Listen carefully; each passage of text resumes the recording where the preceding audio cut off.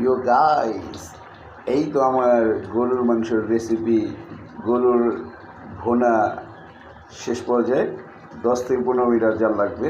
আমি আজকে গরুর রেসিপি নিয়ে আপনাদের মাঝে হাজির হয়েছি।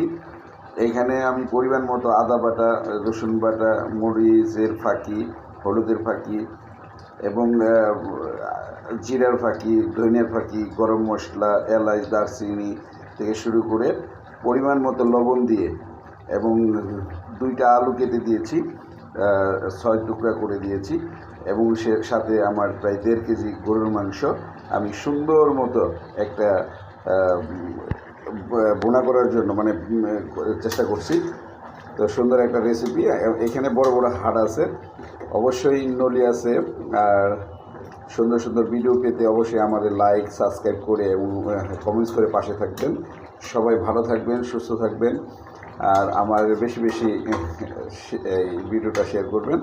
আমি বেশি বেশি ভিডিও তাহলে দিতে পারবো।